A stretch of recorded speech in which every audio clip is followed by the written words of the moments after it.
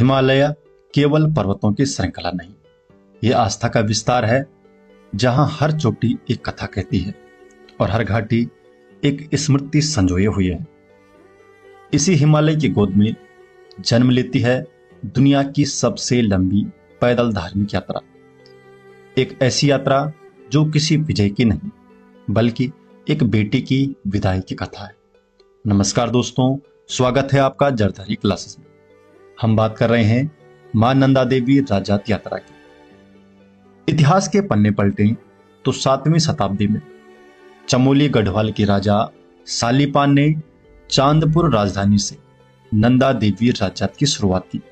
ये वही कालखंड था जब भारत आध्यात्मिक पुनर्जागरण से गुजर रहा था। आदि गुरु शंकराचार्य भारत में 4 पीठों की स्थापना कर रहे थे। 9वीं शताब्दी में राजा कनकपाल ने इस यात्रा को भव्य स्वरूप दिया। उनके पश्चात कंसवा के शाही कुंवर वंश, नोटी गांव के नोटियाल जो शाही पुरोहित और सलाहकार थे, तथा भरतोगी बमन के 12 थोकदार परिवार इस यात्रा के संचालनकर्ता बने। समय के साथ रावत और नेगी समुदायों के गोत्र भी इस यात्रा से जुड़ते गए। यह यात्रा उत्तराखंड राज्य में हर 12 वर्ष में एक बार आयोजित की जाती है, जिस कारण इसे हिमालय कुंभ भी कहा जाता है। गढ़वाल और कुमाऊं में नंदा देवी केवल देवी नहीं, वह मायके की बेटी है। उनका जन्म ऋषासेन राज्य के शाही परिवार में हिमवान ऋषि और मेनावती के घर हुआ था। विवाह हुआ भगवान शिव से, जो हर वक्त अपने ध्यान में मग्न रहते हैं। पुराणों में आस्था रखने वालों के लिए कैलाश पवित्र स्थल हो सकता है, लेकिन यहाँ के आम जन के लिए वह नंदा का ससुराल है, जहां नंदा को अनेक कष्ट हैं, अकेलापन, प्रतिकूल भौगोलिक मुश्किलें। नंदा को वहां अपने मायके की याद आती है और हर 12 वर्ष में मायके वाले बेटी को बुलाते हैं, फिर पूरे सम्मान और भावुकता के साथ उसे ससुराल विदा करते हैं। यही है नंदा देवी राजात यात्रा। नंदा देवी को मां राज राजेश्वरी देवी के नाम से भी जाना जाता है। इन्हें गढ़वाल व कुमाऊं दोनों की कुल देवी के रूप में पूजा जाता है। इसी कारण इस ऐतिहासिक यात्रा को गढ़वाल और कुमाऊं की सांस्कृतिक एकता का प्रतीक माना जाता है। तीर्थ यात्रा की शुरुआत उत्तराखंड के चमोली जिले के नोटी गांव, जिसे देवी का मायका माना जाता है, शुरू होकर रूपकुंड होते हुए होमकुंड में संपन्न होती है। इस यात्रा में सभी श्रद्धालुओं को 280 किलोमीटर की यात्रा को नंगे पांव पूरा करना होता है। इस यात्रा का सबसे बड़ा रहस्य चौसिंग्या खाडू, 4 सिंगों वाला भेड़ जिसका जन्म केवल 12 वर्ष में एक बार होता है। ये यात्रा से कुछ समय पहले एक विशेष स्थान पर जन्म लेता है, जो अपने आप में एक विचित्र बात है। यह आज भी एक रहस्य बना हुआ है कि क्यों यह खाडू केवल यात्रा से कुछ समय पूर्व एक स्थान विशेष में पैदा होता है, क्यों किसी और भेड़ के 4 सिंग नहीं होते। वर्ष 2026 की यात्रा के लिए ये खाडू कोटी गांव में जन्म ले चुका है। रंग बिरंगे वस्त्रों से सुसज्जित खाडू देवी नंदा की श्रृंगार सामग्री धारण करता है। ऐसा माना जाता है कि यह भेड़ और कोई नहीं बल्कि शिव का ही एक रूप है, जो मां नंदा को लेने आते हैं। इस भेड़ को मां नंदा देवी का पवित्र वाहन माना जाता है, जो पूरी यात्रा का नेतृत्व करता है। पुराने समय में जब बलि प्रथा का चलन था, तो यह खाडू देवी के लिए बलि के रूप में ले जाया जाता था, लेकिन वर्तमान में बलि प्रथा समाप्त हो चुकी है। अंततः यह खाडू होमकुंड में बर्फ से ढके पहाड़ों में गायब हो जाता है। लोगों में विश्वास है कि यह खाडू कैलाश चला जाता है। रिंगाल की छतौली राजात की एक विशेषता है। देवी के आदेशानुसार हर 12वें वर्ष राजात के संचालक कांसवा के कुंवर रिंगाल की छतौली देवी के लिए लाते हैं। नोटी में राजात का शुभारंभ ही रिंगाल की छतौली और चौसिंग्या खाडू की पूजा से होता है। इस यात्रा को पूर्ण होने में 19 से 20 दिन का समय लगता है, जो 13,000 फीट की ऊंचाई से शुरू होकर 17,500 फीट की ऊंचाई पर समाप्त होती है। इस दौरान मार्ग में अनेकों स्थानों में पड़ाव डाला जाता है। इन सभी पड़ाव में श्रद्धालुओं के रुकने और खाने पीने की व्यवस्था की जाती है। नंदा देवी राजात यात्रा में शामिल जो प्रमुख पड़ाव स्थल हैं, नोटी, कंसुआ, सेम, कोटी, भगोती, लोहजांग पास, वाण, बेदनी बुग्याल, पात्र नचौनिया, रूपकुंड, होमकुंड। पहला पड़ाव होता है नोटी से ईड़ा बधानी गांव। नोटी से प्रथम दिन राजात पहले पड़ाव ईड़ा बधानी गांव पहुंचती है। कैलाश यात्रा जाने से पहले नंदा देवी ईड़ा बधानी गांव आने के बारे में कहानी है कि एक बार ससुराल जाते समय उनकी नजर ईड़ा बधानी गांव पर पड़ी। उन्हें यह गांव बहुत अच्छा लगा। यह वही स्थान है जहां जमन सिंह जडोरा नाम के व्यक्ति ने नंदा का आदर सत्कार किया। नंदा देवी प्रसन्न हुई। जमन सिंह जडोरा ने नंदा देवी से प्रार्थना की कि जब भी वे कैलाश की ओर जाएं तो मेरा आतिथ्य अवश्य स्वीकार करें। तब से हर रात जात सबसे पहले ईड़ा बधानी पहुंचती है। दूसरा पड़ाव ईड़ा बधानी से नोटी। ईड़ा बधानी से दूसरे दिन यात्रा वापस नोटी पहुंचती है। इस रात्रि नोटी मंदिर में रात भर जागरण होता है। इसके बाद यात्रा कुंवरों के मूल गांव कंसुआ पहुंचती है। यहां नंदा देवी की स्थापना मंदिर के बजाय राज कुंवरों के मूल घर में की गई है। यहां स्थित भराड़ी चौक में 4 सिंह के मेढे अर्थात चौसिंगिया खाडू और पवित्र छंतोली की पूजा अर्चना की जाती है। इसी गांव के राजकुमारों पर नंदा राजात के आयोजन की जिम्मेदारी होती है। तीसरा पड़ाव नोटी से कंसुआ। कंसुआ गांव की सीमा पर स्थित महादेव घाट, यहां पर महादेव मंदिर है। कंसुआ के सभी लोग यहां तक नंदा को विदा करने आते हैं। चौथा पड़ाव चांदपुर गढ़ी। पूरी यात्रा में सर्वाधिक भीड़ इसी स्थान पर होती है। गढ़वाल और कुमाऊं क्षेत्र के यात्री बड़ी संख्या में दर्शनों के लिए पहुंचते हैं। यहां पर राजा के वंशजों द्वारा देवी की पूजा की परंपरा है। पांचवां पड़ाव सेम। सेम गांव से धारकोट, घंडियाल और सितोली धार में देवी की पूजा होती है। सितोली धार इस स्थान के बाद नंदा का मायका नोटी नहीं दिखाई देता है। विश्वास है कि यहाँ पर नंदा बार बार अपने मायके नोटी लौटना चाहती है। छठा पड़ाव दिलखानी धार। यहाँ से नंदा देवी के ससुराल कैलाश पर नजर पड़ती है। एक विश्वास इस धार के बारे में भी प्रचलित है कि यहाँ पर देवी छुपती है, यानी कि ससुराल नहीं जाना चाहती, आगे जाने के लिए आनाकानी करती है। कहा जाता है यहाँ पर नंदा से कोटि से प्रार्थना की गई है, इसलिए अगले पड़ाव का नाम कोटी पड़ा। सातवां पड़ाव कोटी गांव। कोटी गांव कोटियाल रावतों तथा उनके कुल पुरोहित डूडी ब्राह्मणों का मूल गांव है। रात में मंदिर में जागरण होता है। कोटी में नंदा देवी के 2 मंदिर हैं, लाटू व जीतो भगवाल। कोटी से भगवती के लिए प्रस्थान होता है। घतोड़ा गांव, जिसे मालखेत भी कहा जाता है, इसी मार्ग पर स्थित एक स्थान है। इसके बारे में किंवदंती है कि मां नंदा देवी के पीछे दैत्य पड़े तो देवी ने अपने जय विजय नाम के 2 गणों को प्रकट किया। गणों ने कला प्रदर्शन कर दैत्यों को भगा दिया।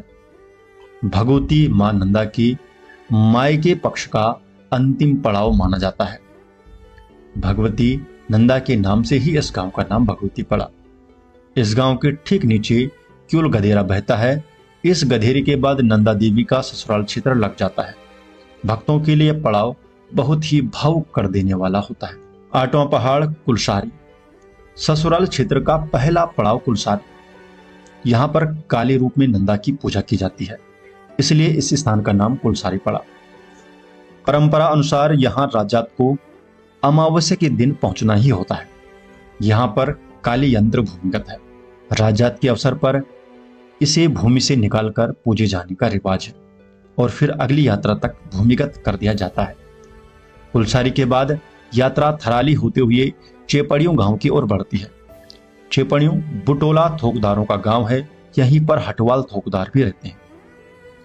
9वां पड़ाव नंदकेसरी। चेपड़ियों से यात्रा विजयपुर, सेरा, बुडजोला, कल्याणी और चिंदिया गांवों से होते हुए नंदकेसरी तक जाती है।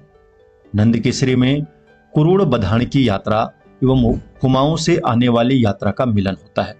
यहाँ पर 3 यात्राओं का संगम होता है। कुरुड़ चमोली जिले के विकासनगर घाट में स्थित कुरुड़ को सिद्धपीठ माना जाता है। यहाँ पर मां नंदा देवी की डोली 2 रूपों में निवास करती है, कुरुड़ बधान और कुरुड़ दसोली। यहां से प्रतिवर्ष वार्षिक यात्रा भी जाती है। इस स्थान का नाम नंदकेसरी पड़ने के पीछे एक किंवदंती है कि एक बार नंदा कैलाश की ओर जा रही थी तो उनके केस यानी बाल सुराही के पेड़ पर उलझ गए, जिस कारण इस स्थान का नाम नंदकेसरी पड़ा। इसी बीच यात्रा के दौरान कोट भ्रामरी नामक स्थान आता है। कोट भ्रामरी वह स्थान है जहां देवी ने अरुण नामक दैत्य को मारने के लिए भैरव का रूप धारण किया था, इसलिए वे यहां भ्रामरी देवी के नाम से जानी जाती है। 10वां पड़ाव फल्दिया गांव। फिर यात्रा पूर्णा, हाट, कल्याणी, देवल और उनंगरा होते हुए फल्दिया गांव तक जाती है। पूर्णा गांव में आज भी गेहूं की फसल नहीं उगती। स्थानीय लोगों का मानना है कि इसका कारण देवी द्वारा बहुत पहले दिया गया श्राप है। यह मान्यता ग्रामीणों में आज भी प्रबल है। 11वां पड़ाव मुंदोली। फल्दिया से यात्रा कांडी, पिलखड़ा, लुआनी और बगड़ी गाड़ होते हुए मुंदोली गांव तक जाती है। 12वां पड़ाव मुंदोली से वाण। मुंदोली से यात्रा लोहजांग होते हुए वाण गांव पहुंचती है। यह इस यात्रा का अंतिम गांव है। यहां यात्रा का बड़ा संगम होता है। वाण में कई अन्य डोली और छतोली मुख्य यात्रा में शामिल हो जाती है, जैसे कुर्द की दसोली यात्रा, पैखांडा यात्रा, विरही घाट यात्रा और फरसवाड़ यात्रा। इस प्रकार इस यात्रा में पूरे उत्तराखंड के सांस्कृतिक स्वरूप के दर्शन हो जाते हैं। असल में हिमालय की इस यात्रा का बहाव भी अपनी नदियों की तरह ही है। अंतर केवल इतना है कि नदियां नीचे की ओर बहती है और यह यात्रा ऊपर की ओर।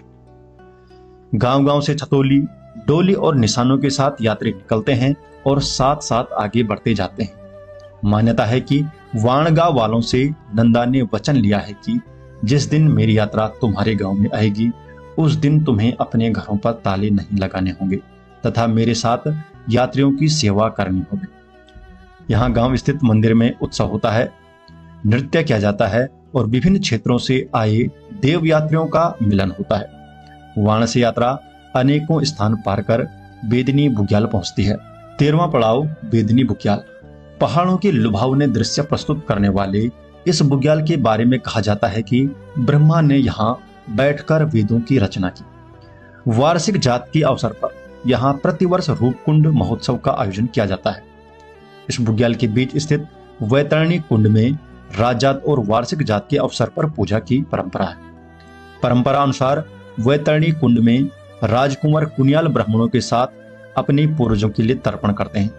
14वां पड़ाव है पातर नचोनिया। वेदिनी कुंड से यात्री दल पातर नचोनिया पहुंचते हैं। इस जगह का नाम पहले निराली धार था। कहा जाता है कि कन्नौज के राजा जसधवल यात्रा में आए थे। उन्होंने यात्रा की परंपराओं को न मानते हुए इस जगह पर नर्तकियों से नाच गान करवाया। इससे देवी कुपित हुई और उन नर्तकियों को शिला यानी पत्थर में बदल दिया। इसी वजह से इस जगह को पातर नचोनिया कहते हैं।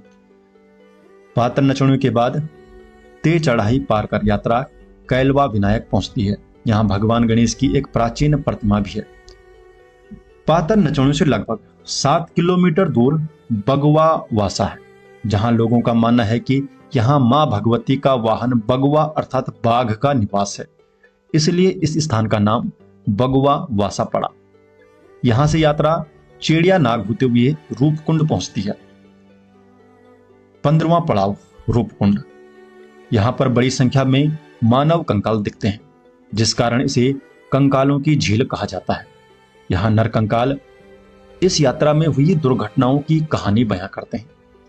कुंड के बारे में धार्मिक मान्यता है कि इस झील का निर्माण स्वयं भगवान शिव ने किया था। विवाह के बाद शिव और नंदा कैलाश जा रहे थे। नंदा देवी को यहाँ पर प्यास लगी। भगवान शिव ने त्रिशूल मारकर कुंड का निर्माण किया। जब नंदा देवी कुंड से पानी पी रही थी तो कुंड के निर्मल जल से अपना रूप देखा, इसलिए इस कुंड का नाम रूपकुंड पड़ा। रूपकुंड से आगे जूरा गलीधार पूरी यात्रा में सर्वाधिक ऊंचाई पर स्थित कठिन स्थल है। मान्यता है कि यात्रियों को पार कराने में यहाँ पर वाण का लाटू देवता सहायता करता है। 16वां पड़ाव शिला समुद्र। इसे होमकुंड पहुंचने का अंतिम पड़ाव भी कहा जाता है। अंतिम पड़ाव है होमकुंड। होमकुंड अर्थात वह अंतिम स्थान जहां पर इस परंपरागत यात्रा का समापन होता है, जहां पर सभी रिवाजों को पूर्ण करने के बाद चौसिंग्या खाडू को छोड़ दिया जाता है, जिसमें सवार मां नंदा देवी कैलाश पर्वत की ओर प्रस्थान करती है। यहाँ पर होमकुंड यानी यज्ञकुंड बना हुआ है। नोटी से शुरू होकर कंसुआ, सेम, कोटी, भगोती हर पड़ाव केवल स्थान नहीं, एक स्मृति है। कहीं देवी मायके की ओर आखिरी बार देखती है, कहीं जाने से मना करती है और कहीं लोग बेटी को चुपचाप रोते हुए विदा करते हैं। हर महान यात्रा की शुरुआत एक शुभ क्षण से होती है। मां नंदा देवी की राजात यात्रा भी इससे अलग नहीं है। इस पवित्र यात्रा का शुभ समय बसंत पंचमी के दिन तय किया जाता है। स्थान होता है सिद्धपीठ नोटी मंदिर और यह कार्य संपन्न करते हैं नोटी के राजपुरोहित नोटियाल परिवार। परंपरा के अनुसार राजात को आरंभ करने का अधिकार केवल कंसुआ गांव के शाही कुंवर परिवार को ही है। नोटियाल परिवार इन कुंवरों के कुल पुरोहित होते हैं, यानी निर्णय कुंवरों का और विधि विधान, अनुष्ठान और पूजा नोटियालों द्वारा। मुहूर्त निर्धारण कोई साधारण प्रक्रिया नहीं होती। इसके लिए कई ज्योतिषीय और धार्मिक तत्वों का सूक्ष्म अध्ययन किया जाता है। सबसे पहले देखी जाती है मां नंदा देवी की राशि वृश्चिक और फिर देखा जाता है उनका नक्षत्र अनुराधा। इन दोनों का मिलान किया जाता है वर्तमान कुंवर राजा की राशि और ग्रह स्थिति से। लेकिन एक शर्त सबसे महत्वपूर्ण होती है, राजात को अमावस्या के दिन कुलसारी गांव पहुंचना ही होता है, क्योंकि यहीं मां नंदा देवी की विशेष काली पूजा संपन्न होती है। जब सभी गणनाएं पूरी होती है तभी तय होता है वह क्षण जब सदियों पुरानी ये यात्रा फिर से धरती पर उतरती है। नंदा देवी राजात केवल एक धार्मिक यात्रा नहीं है, यह एक बेटे की विदाई की कहानी है। सबसे प्रचलित मान्यता के अनुसार मां नंदा देवी कोई और नहीं बल्कि स्वयं देवी पार्वती है, जिनका विवाह भगवान शिव से हुआ। विवाह के बाद मां नंदा अपने ससुराल कैलाश पर्वत चली गई। वर्षों तक वहां रहने के बाद एक दिन उन्हें अपने मायके की याद आई। मां नंदा ने भगवान शिव से मायके जाने की इच्छा प्रकट की। भगवान शिव ने अनुमति दी और कहा, 12 दिन बाद मैं अपना दूत भेजूंगा जो तुम्हें वापस लेने आएगा। ये कथा सतयुग की है और उस समय एक दिन कलयुग के 1 वर्ष के बराबर माना जाता था। इस प्रकार मां नंदा देवी 12 दिन तक अपने मायके में रही, जो कलयुग में 12 वर्ष के समान हुई। यही कारण है कि हर 12 वर्षों में एक भव्य यात्रा आयोजित की जाती है, जिसमें प्रतीकात्मक रूप से मां नंदा को उनके ससुराल कैलाश पर्वत की ओर विदा किया जाता है। 12 दिन पूर्ण होने पर भगवान शिव ने अपनी प्रिय चौसिंग्या खाडू को मां नंदा को वापस लेने भेजा। विदाई की घड़ी आई। मायके के लोग मां नंदा के साथ चले। आंखें नम थी, मन भारी था। कुछ दूरी पर वर पक्ष आया। सबसे आगे थे भगवान शिव के दूत चौसिंग्या खाडू। यात्रा के दौरान जहां जहां मां नंदा ने विश्राम किया वहां वहां आज शक्तिपीठ और मंदिर स्थापित है। इसी विश्वास के साथ हर 12 वर्ष में नंदा देवी राजात यात्रा मां नंदा को उनके ससुराल की ओर विदा करती है। नंदा देवी राजात यात्रा की पौराणिक और शास्त्रीय कथा भी है। इसका उल्लेख मिलता है हरिवंश पुराण और श्रीमद् भागवत पुराण में। इन ग्रंथों के अनुसार नंदा देवी का जन्म नंद और यशोदा से हुआ था। जब कंस ने देवकी के 8वें बच्चे को मारने का प्रयास किया तो वासुदेव और नंद ने अपने बच्चों को स्थानांतरित किया। जब कंस ने देवकी के साथ देखे बच्चे को मारने की कोशिश की तो वह उसके हाथों से फिसल गई और हिमालय में मेरु पर्वत पर चढ़ गई। यहाँ वह पहाड़ की देवी नंदा देवी बन गई। चूंकि वह नंद की बेटी थी इसलिए नंदा कहलाई। नंदा देवी राजात यात्रा केवल धार्मिक अनुष्ठान नहीं, यह समाज की स्मृति है। यह गढ़वाल और कुमाऊं की सांस्कृतिक एकता है और यह हिमालय की आत्मा है, जहां एक बेटी हर 12 साल में अपनी मायके आती है और फिर विदा हो जाती है।